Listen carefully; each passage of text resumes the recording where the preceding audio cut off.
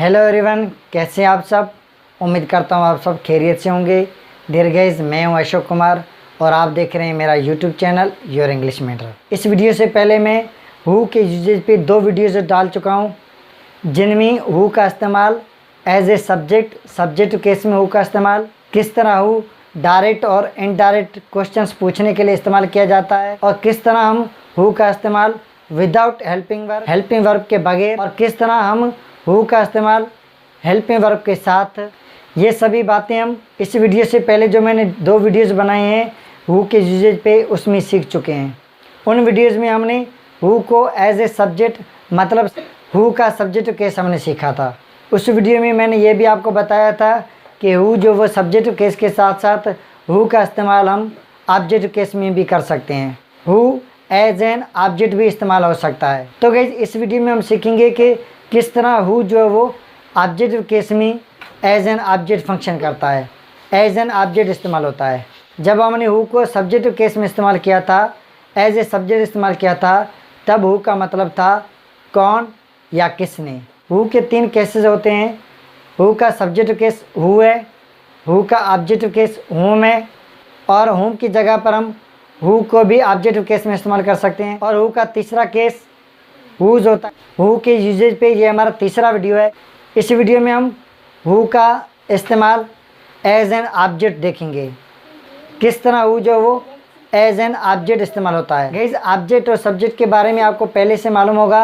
मैं पहले से बहुत सारे वीडियोज़ में, रिलेटिव प्रोनाउंस के वीडियोज़ में और नाउन के वीडियोज़ में बता चुका हूँ। जब हम टेंसेस पढ़ते हैं, टेंसेस वाले जो भी सेंटेंसेस होते हैं, उनमें जो हमारा एक्शन होता है, जो हमारा वर्ब होता है, उस वर्ब का जिस चीज़ पे असर होता है उसको हम ऑब्जेक्ट कहते हैं। और प्रीपोजिशनल ऑब्जेक्ट्स भी होते हैं, वो नाउन या प्रोनाउंस जो किसी प्रीपोजिशन के बाद सेंटेंस में इस्तेमाल होते हैं, वहाँ पर वो ऑब्जेक्ट केस में होते हैं। कोई नाउन या प्रोनाउन जो किसी प्रीपोजिशन के बाद इस्तेमाल हो, उसको हम प्रीपोजिशनल ऑब्जेक्ट कहते हैं। कोई नाउन या प्रोनाउन जिस पे किसी एक्शन का असर हो, जिस तरह हम टेंसेस में पढ़ते हैं, वर्ब के बाद आने वाले, मतलब वो नाउन या प्रोनाउंस जिन पे किसी वर्ब का, किसी एक्शन का असर होता है, उसको हम ऑब्जेक्ट कहते हैं।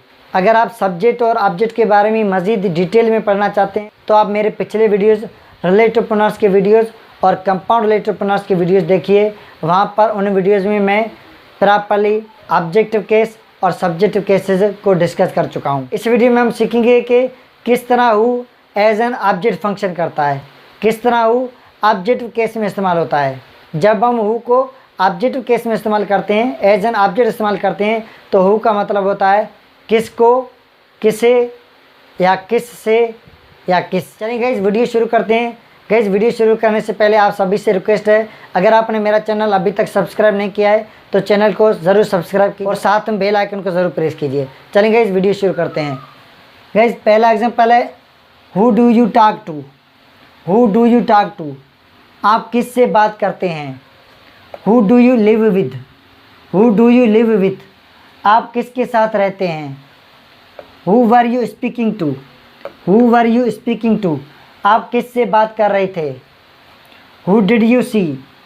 हु डिड यू सी, आपने किसे देखा, आपने किसको देखा। Who do you like best. Who do you like best, आप किसे सबसे ज़्यादा पसंद करते हैं। Who do you like best, आप किसे या किसको सबसे ज़्यादा पसंद करते हैं। Who do you believe in. Who do you believe in, आप किस पे भरोसा रखते हैं या आप किस पे यकीन रखते हैं। Who were you looking for. Who were you looking for, आप किसकी तलाश कर रहे थे, आप किसको ढूंढ रहे थे। आगे देखते हैं। Who does he earn for. Who does he earn for, who does he earn for, ये किसके लिए कमाता है। Who have you seen. Who have you seen, आपने किसे देखा है, आप किसको देख चुके हैं। Who has she gone with. Who has she gone with, वो किसके साथ जा चुकी है, या हम कह सकते हैं वो किसके साथ गई है। ये वाला हु का जो इस्तेमाल है, ऑब्जेक्ट केस वाला जो इस्तेमाल है, ये आजकल मॉडर्न इंग्लिश में किया जा रहा है। गाइस, हमने हु का मतलब देख लिया। अब हम देखते हैं कि हु ऑब्जेक्ट केस में है कि नहीं। अब इन सेंटेंसेस में देखते हैं कि हु का इस्तेमाल किस तरह इंट्रागेटिव प्रोनाउन की तरह किया गया है। Who do you talk to, जिस तरह आपको मालूम है WH वर्ड्स या हम कह सकते हैं क्वेश्चन वर्ड्स जो होते हैं, अगर उनको हम सेंटेंस के शुरू में इस्तेमाल कर रहे हैं तो वो सवाल पूछने के लिए इस्तेमाल किए जाते हैं। उनको हम इंट्रोगेटिव वर्ड्स कहते हैं। क्वेश्चन वर्ड्स या सवाल पूछने वाले जो भी वर्ड्स होते हैं वो हमेशा सेंटेंस के शुरू में इस्तेमाल किए जाते हैं। सेंटेंस के बीच में भी इस्तेमाल किए जाते हैं, वहाँ पर उनका इस्तेमाल इनडायरेक्ट क्वेश्चन होता है। लेकिन जब हम उनको सेंटेंस के शुरू में इस्तेमाल करते हैं तो वहाँ पर वो डायरेक्ट क्वेश्चन की तरह फंक्शन करते हैं। यहाँ पर आप देखें हु का सभी सेंटेंसेस में सेंटेंस की बिगनिंग में, सेंटेंस की शुरुआत में हु का इस्तेमाल है। इसका मतलब ये है कि इन ये जो सेंटेंसेस हैं ये डायरेक्ट क्वेश्चंस हैं। ये वाले एग्जांपल्स देखने के बाद हम हु के इनडायरेक्ट क्वेश्चंस वाले भी सेंटेंसेस हम देखेंगे। गाइस, अगर ये जो सेंटेंस है इसको हम अफर्मेटिव बनाएं, जिसमें हमारा सिंपल सेंटेंस बनाएं, पॉजिटिव सेंटेंस बनाएं, या हम कह सकते हैं एक सादा सेंटेंस बनाएं, तो हम बना सकते हैं यू टॉक। अगर मैं कहूँ यू टॉक, आप बात करते हैं। अगर मैं कहूँ क्या आप बात करते हैं, तो ये वाला जो सेंटेंस है ये प्रेजेंट इंडेफिनिट टेंस का सेंटेंस है, तो हम कहेंगे डू यू टॉक। क्या आप बात करते हैं, डू यू टॉक। तो गाइस, अगर हम इसको अफर्मेटिव बनाएं, सादा बनाएं, तो हमारा सेंटेंस बनेगा यू टॉक, मतलब आप बात करते हैं। और इसको अगर हम इंट्रोगेटिव बनाएं, क्वेश्चन बना दें, डू यू टॉक, क्या आप बात करते हैं। अगर मैं कहूँ आप किस से बात करते हैं, तो आप किस के लिए इस्तेमाल करेंगे, हु। किस के लिए, कौन सा वर्ड इस्तेमाल करेंगे, हु इस्तेमाल करेंगे। आप किस से बात करते हैं, जिससे हम बात करेंगे वो कोई हमारा नाउन होगा, कोई हमारा ह्यूमन बीइंग होगा जिससे हम बात करेंगे, तो किसके लिए हम हु का इस्तेमाल करेंगे। जिस तरह अभी मैंने बताया, अगर हम हु को एज एन इंट्रोगेटिव प्रोनाउन इस्तेमाल करते हैं, क्वेश्चन पूछने के लिए इस्तेमाल करते हैं, तो दूसरे WH वर्ड्स की तरह हु को भी हम सेंटेंस के शुरू में रखते हैं। तो हम यहाँ पर क्या करेंगे, who do you talk to, हम सेंटेंस के शुरू में हु का इस्तेमाल करेंगे, क्योंकि हम क्वेश्चन पूछ रहे हैं, सवाल पूछ रहे हैं, एक डायरेक्ट क्वेश्चन पूछ रहे हैं, इसलिए WH वर्ड जो यहाँ पर हमारा हु है उसको हम सेंटेंस के शुरू में इस्तेमाल करेंगे। तो गाइस, आपने देखा इन सेंटेंसेस में हु जो वो इंट्रोगेटिव वर्ड या हम कह सकते हैं इंट्रोगेटिव प्रोनाउन की तरह इस्तेमाल हो रहा है। गाइस, आप देखें यहाँ पर टू है, यहाँ पर विथ है, यहाँ पर भी टू है, यहाँ पर इन है, यहाँ पर फार है। ये जो हमारे प्रीपोजिशंस हैं ये हमने सेंटेंस के एंड में क्यों इस्तेमाल किए हैं, ये मैं बाद में बताता हूँ। पहले हम देखते हैं कि ये जो सेंटेंसेस हैं इनमें हु का इस्तेमाल किस तरह इंट्रोगेटिव प्रोनाउन की तरह है और वो किस तरह ऑब्जेक्टिव केस में है। इस सेंटेंस में आपने देखा यू टॉक टू, तो आप बात करते हैं, तो यहाँ पर बात करने वाला कौन है, इस सेंटेंस में एक्शन परफॉर्म करने वाला कौन है, यू है, तो यू हमारा सब्जेक्ट है। डूअर यहाँ पर कौन है, यू है, यू हमारा सब्जेक्ट है। और कौन सा एक्शन परफॉर्म कर रहा है, कौन सा काम कर रहा है, यहाँ पर जो एक्शन होता है उसको हम वर्ब कहते हैं। तो जो एक्शन परफॉर्म किया जा रहा है, जो हमारा वर्ब है वो है टॉक। तो यू सब्जेक्ट है, टॉक वर्ब है। ये जो हमारा टॉक वर्ब है इसका जिस पे असर होगा वो हमें मालूम नहीं है, उसके बारे में हम पूछ रहे हैं कि वो कौन है जिस पे ये जो टॉक हमारा वर्ब है इसका असर होगा। तो गाइस, जब हम पूछ रहे हैं तो उसके लिए हम हु का इस्तेमाल करेंगे, और जब हम सवाल कर रहे हैं तो यहाँ पर हु होने के बजाय कहाँ पर चला गया, सेंटेंस के शुरू में चला गया। क्यों सेंटेंस के शुरू में चला गया, क्योंकि ये यहाँ पर क्वेश्चन पूछने के लिए इस्तेमाल हो रहा है, एज एन इंट्रोगेटिव प्रोनाउन इस्तेमाल हो रहा है। और डियर गाइस, आप जानते हैं इंट्रोगेटिव प्रोनाउंस या जो भी WH वर्ड्स हैं जब उनको क्वेश्चंस पूछने के लिए इस्तेमाल किया जाता है तो उनके साथ अकॉर्डिंग टू टेंस के मुताबिक या अकॉर्डिंग टू सिचुएशन के मुताबिक उनके साथ उनके हेल्पिंग वर्ब्स इस्तेमाल किए जाते हैं। ये वाला सेंटेंस आपने देखा यू टॉक, ये वाला सेंटेंस प्रेजेंट इंडेफिनिट टेंस का सेंटेंस है, इसलिए इनके साथ जो हमने यहाँ पर हु के साथ जो हेल्पिंग वर्ब इस्तेमाल किया है वो कौन सा इस्तेमाल किया है, डू किया है। क्योंकि प्रेजेंट इंडेफिनिट टेंस में हम यू के लिए डू का हेल्पिंग वर्ब इस्तेमाल करते हैं जब हम प्रेजेंट इंडेफिनिट टेंस के इंट्रोगेटिव सेंटेंसेस बनाते हैं। चलिए गाइस, दूसरा एग्जांपल समझते हैं। Who do you live with, आप किसके साथ रहते हैं।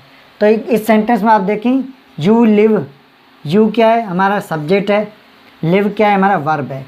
यू डूअर है, एक्शन परफॉर्म कर रहा है, कौन सा है, रहने का। लिव का मतलब है रहना। ये जो सब्जेक्ट है, जो हमारा डूअर है, ये जो एक्शन परफॉर्म कर रहा है, इसका असर किस पे हो रहा है ये हमें मालूम नहीं है। ये हम यहाँ पर मालूम करना चाह रहे हैं, ये हम यहाँ पर पूछ रहे हैं, मालूम करना चाह रहे हैं, हम पूछ रहे हैं, सवाल पूछ रहे हैं कि ये जो किसके साथ रहा जा रहा है। प्रेजेंट इंडेफिनिट टेंस में यू लिव का मतलब है आप रहते हैं। अगर मैं कहूँ क्या आप रहते हैं तो हम कहेंगे डू यू लिव, क्या आप रहते हैं, डू यू लिव।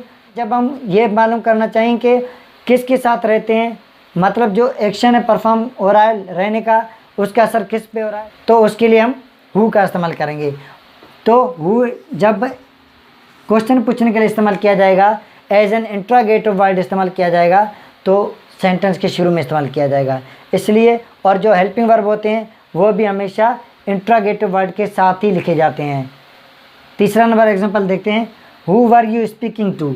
यहाँ पर देखिए इस सेंटेंस में यू स्पीकिंग टू, आप बात कर रहे थे, आप किस से बात कर रहे थे। इस सेंटेंस में आप देखें यू क्या हमारा सब्जेक्ट है, डूअर है, बात कर रहा है, स्पीकिंग टू बात कर रहा है, किस से बात कर रहा है, वर्ब एक्शन कौन सा परफॉर्म कर रहा है, स्पीक। ये वाला सेंटेंस पास्ट कंटिन्यूस टेंस का सेंटेंस है और पास्ट कंटिन्यूस टेंस में हम सब्जेक्ट के बाद वाज या वर्क का इस्तेमाल करते हैं। अगर सब्जेक्ट हमारा प्लूरल है तो उसके साथ हम वर्क का इस्तेमाल करते हैं। यहाँ पर यू प्लूरल है, प्लूरल के साथ हम वर्क का इस्तेमाल करते हैं। अगर हम इसका अफर्मेटिव सेंटेंस बनाएं तो हम कहेंगे यू वर स्पीकिंग, आप बात कर रहे थे।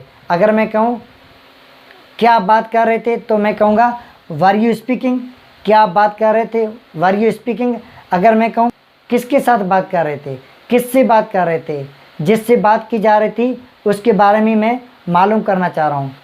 तो यहाँ पर क्या है, मैं क्वेश्चन पूछ रहा हूँ। क्वेश्चन पूछने के लिए, किसी ह्यूमन बीइंग के बारे में मालूम करने के लिए हम किसका इस्तेमाल करेंगे, हु का इस्तेमाल करेंगे।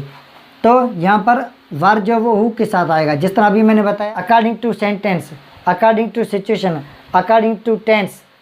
टेंस के मुताबिक हम जो हेल्पिंग वर्ब इस्तेमाल करते हैं, और जो हेल्पिंग वर्ब होते हैं वो हमेशा सवाल पूछने वाले जो वर्ड्स होते हैं उनके साथ इस्तेमाल किए जाते हैं। तो यहाँ पर हम वर्ब का इस्तेमाल हु के साथ करेंगे। यहाँ पर हम हु का इस्तेमाल इसलिए कर रहे हैं, यहाँ पर हम पूछ रहे हैं कि आप किस से बात कर रहे थे। Who did you see, who did you see. अगर यहाँ से हम देखें हु डिड यू सी मतलब आपने किससे देखा, आपने किससे देखा। तो यहाँ पर इससे आप देखें यू जो है वो ये सब्जेक्ट है, डूअर है, एक्शन परफॉर्म कर रहा है। कौन सा एक्शन परफॉर्म कर रहा है, देखने का। सी हमारे यहाँ पर एक्शन है, वर्ब है।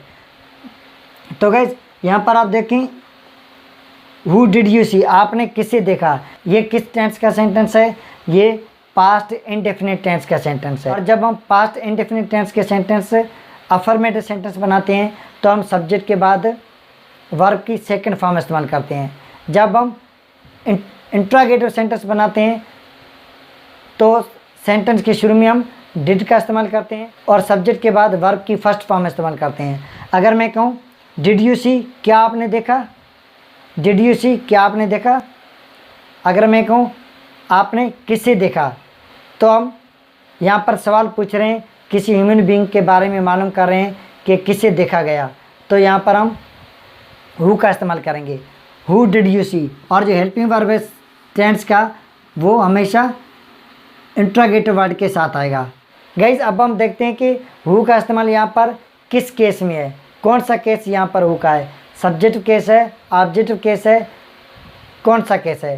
गाइज अगर आपने मेरे रिलेटिव प्रोनाउंस के वीडियोस और कंपाउंड रिलेटिव प्रोनाउंस के वीडियोस देखे हैं तो वहाँ पर भी मैं प्रोनाउंस के केसेस को पहचानने की ट्रिक आपको बता चुका हूँ कि किस तरह हम सेंटेंस में पहचान सकते हैं कि जो प्रोनाउंस हैं वो कौन से केस में है। जिस तरह हु सब्जेक्ट केस में भी हु है, ऑब्जेक्ट केस में भी हम हु को देख रहे हैं। तो हम किस तरह सेंटेंस में पहचानेंगे कि हु जो है वो ऑब्जेक्टिव केस में है या सब्जेक्टिव केस में है। गाइस मैं पिछले वीडियोज़ में भी रिलेटिव प्रोनाउंस और कंपाउंड रिलेटिव प्रोनाउंस के वीडियोज़ में भी बता चुका हूँ कि अगर आप देखें सेंटेंस में सब्जेक्ट मौजूद है और उस सब्जेक्ट का वर्ब भी मौजूद है। जिस प्रोनाउन की हम बात करें, जिस प्रोनाउन की आप बात करें उस प्रोनाउन को छोड़ के अगर आप आगे देखें कोई सब्जेक्ट और उसका वर्ब मौजूद है तो उस सेंटेंस में जो भी प्रोनाउन है वो ऑब्जेक्टिव केस में है। इन सेंटेंसेस में आप देखें यू सब्जेक्ट मौजूद है और उसका वर्ब टॉक मौजूद है। यू सब्जेक्ट मौजूद है, इस सेंटेंस में लिव उसका वर्ब मौजूद है। इस सेंटेंस में यू सब्जेक्ट मौजूद है, स्पीकिंग उसका वर्ब मौजूद है। इस सेंटेंस में यू सब्जेक्ट है, सी वर्ब है। इस सेंटेंस में यूज सब्जेक्ट है, लाइक वर्ब है। इस सेंटेंस में यूज सब्जेक्ट है, बिलीव वर्ब है। इस सेंटेंस में यूज सब्जेक्ट है, लुकिंग वर्ब है। इस सेंटेंस में ही सब्जेक्ट है, अर्न वर्ब है।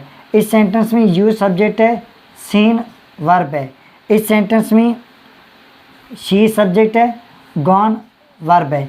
तो गाइज आप सभी सेंटेंसेस में देख पा रहे हैं एक सब्जेक्ट मौजूद है और उस सब्जेक्ट का वर्ब भी मौजूद है, मतलब एक डूअर भी मौजूद है, काम करने वाला भी मौजूद है, और जो काम किया जा रहा है, जो एक्शन परफॉर्म किया जा रहा है, जो वर्ब है वो भी मौजूद है। तो गाइज उन सेंटेंसेस में जो प्रोनाउन होंगे वो हमेशा ऑब्जेक्टिव केस में होंगे। सभी सेंटेंसेस में आप देखें पहले से ही एक सब्जेक्ट और उसका वर्ब मौजूद है, एक डूअर और उसका एक्शन मौजूद है।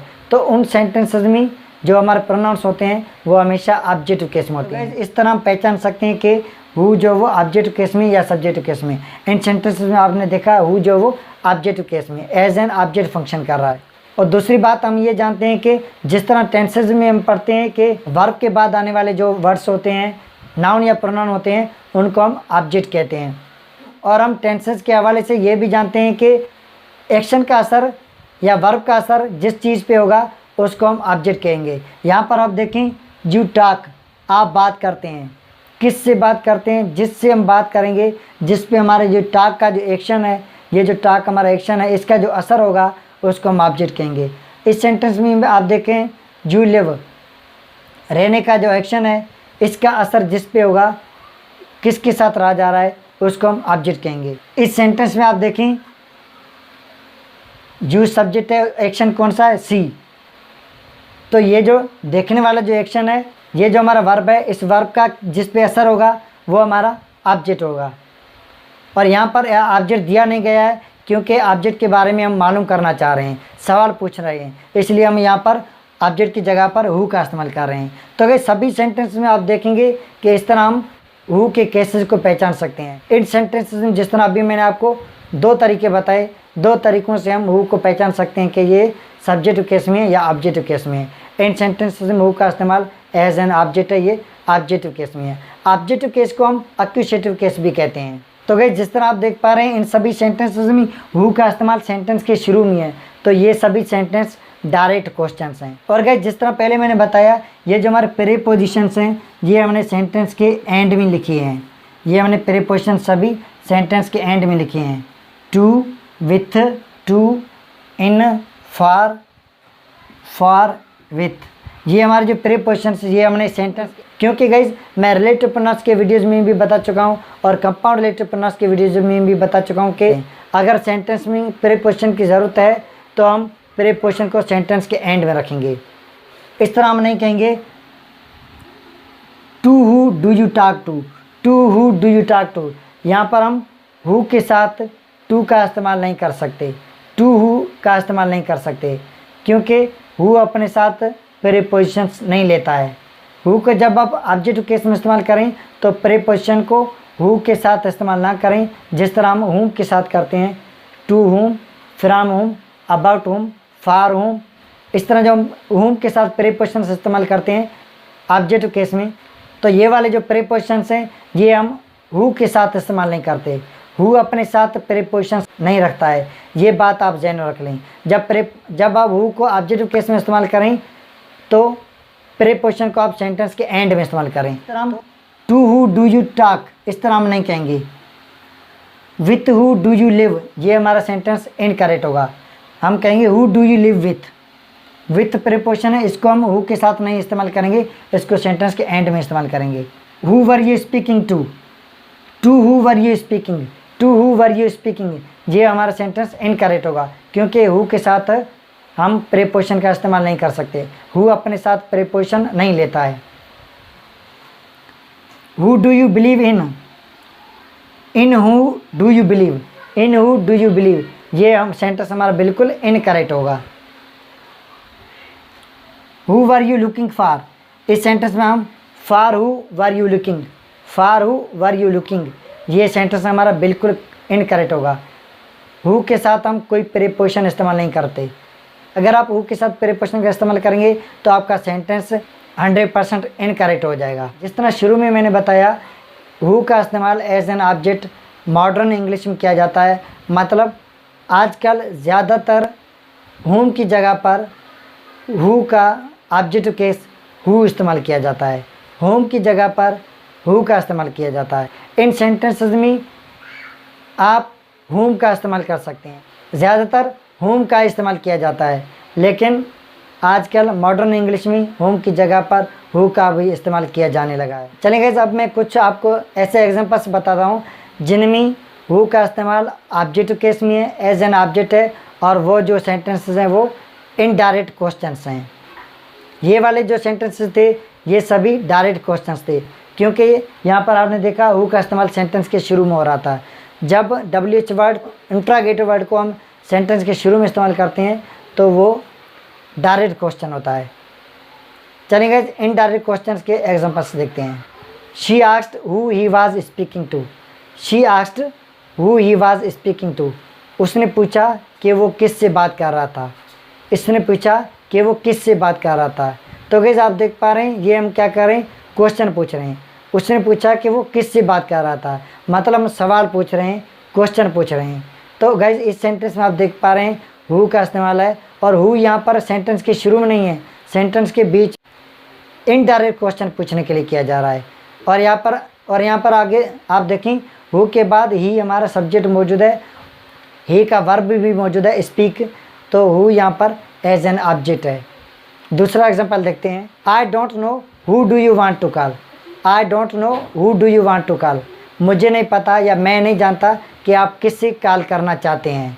मुझे नहीं पता या मैं नहीं जानता आप किससे कॉल करना चाहते हैं। आप किससे कॉल करना चाहते हैं, मतलब हम यहाँ पर क्वेश्चन पूछ रहे हैं, सवाल पूछ रहे हैं, डायरेक्ट नहीं पूछ रहे हैं बल्कि इनडायरेक्ट पूछ रहे हैं। इस सेंटेंस में भी आप देख रहे हैं हु का इस्तेमाल आई डोंट नो, ये जो हमारा जो सेंटेंस है इस सेंटेंस के बाद है, मतलब पूरा जो सेंटेंस है उसके बीच में इस्तेमाल किया गया है। तो यहाँ पर who as an indirect question पूछने के लिए इस्तेमाल किया गया है। और who do you want to call, इस सेंटेंस में आगे आप देखें यू क्या है, ये यू सब्जेक्ट है और वांट उसका वर्ब मौजूद है। तो हु का फंक्शन यहाँ पर क्या होगा, एज एन ऑब्जेक्ट होगा, क्योंकि सब्जेक्ट और वर्ब जिस तरह अभी मैंने बताया, एक सब्जेक्ट सेंटेंस में मौजूद है, एक सब्जेक्ट सेंटेंस में मौजूद हो, उसका वर्ब भी मौजूद हो, तो वहाँ पर नाउन या प्रोनाउन ऑब्जेक्टिव केस में होगा। एक और इनडायरेक्ट क्वेश्चन का एग्जांपल देखते हैं। I want to know who does he learn English from. I want to know who does he learn English from. मैं जानना चाहता हूँ कि वो किससे इंग्लिश सीखता है। मैं जानना चाहता हूँ कि वो किससे इंग्लिश सीखता है। यहाँ पर भी आप देखें गाइज, हम सवाल पूछ रहे हैं, और यहाँ पर हु का इस्तेमाल हमने सेंटेंस के शुरू में नहीं किया है, हु का इस्तेमाल हमने सेंटेंस के बीच में किया है। तो यहाँ पर who as an indirect question पूछने के लिए इस्तेमाल किया गया है। करता हूँ आपको हु का एज एन ऑब्जेक्ट इस्तेमाल, हु का ऑब्जेक्ट केस में इस्तेमाल समझ आ गया होगा। डियर गाइस, अगर आपको ये वीडियो अच्छा लगे तो लाइक करें, कमेंट करें और ज़्यादा से ज़्यादा शेयर करें, ताकि ज़्यादा से ज़्यादा लर्नर्स तक हमारा वीडियो पहुंच सके। डियर गाइस, अगर आप मेरे चैनल पर नए हैं तो चैनल को सब्सक्राइब ज़रूर कीजिए और साथ में बेल आइकन को ज़रूर प्रेस कीजिए, क्योंकि मेरा हर नया अपलोड होने वाला वीडियो आपको नोटिफिकेशन टाइम पर मिलता रहे। चलिए गाइस, मिलते हैं नेक्स्ट वीडियो में, तब तक के लिए goodbye, thanks for watching.